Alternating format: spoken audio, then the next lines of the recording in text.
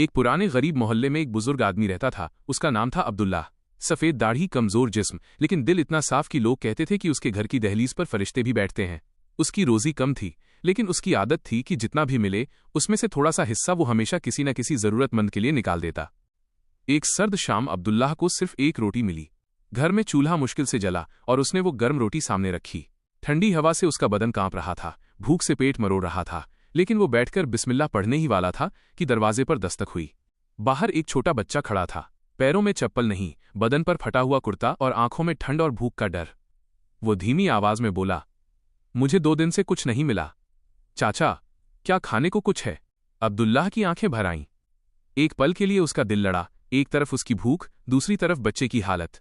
उसने रोटी की तरफ देखा, फिर बच्चे की तरफ, और बिना कुछ कहे रोटी उसके हाथ में रख दी। बच्चा रोटी को ऐसे पकड़कर भागा जैसे उसे कोई खजाना मिल गया हो। अब कमरे में सिर्फ सन्नाटा था, चूल्हा बुझ चुका था। अब्दुल्लाह ने अपने हाथ उठाए और बस इतना कहा, या अल्लाह, तू गवाह है, मैंने अपनी जरूरत पर किसी और की जरूरत को तरजीह दी है, तू बेहतर जानता है।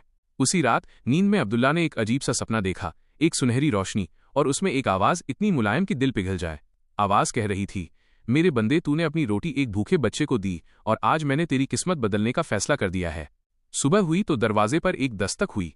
इस बार एक ताजिर खड़ा था। मेरे पास अब्दुल्लाह का कोई रिश्ता नहीं था, पर वो बोला, मैं एक नए काम के लिए ईमानदार आदमी ढूंढ रहा था।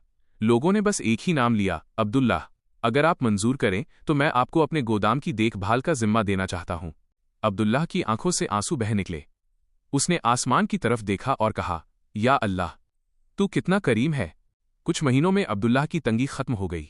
उसके घर में रोज चूल्हा जलने लगा।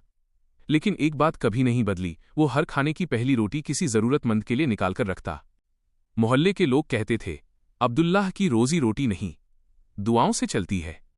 और जब भी कोई उससे पूछता कि उसकी जिंदगी कैसे बदली, वो मुस्कुराकर बस इतना कहता, मेरे भाई, अल्लाह किसी का आखिरी लुकमा नहीं लेता, लेकिन उसकी वजह से पूरी जिंदगी बदल देता है।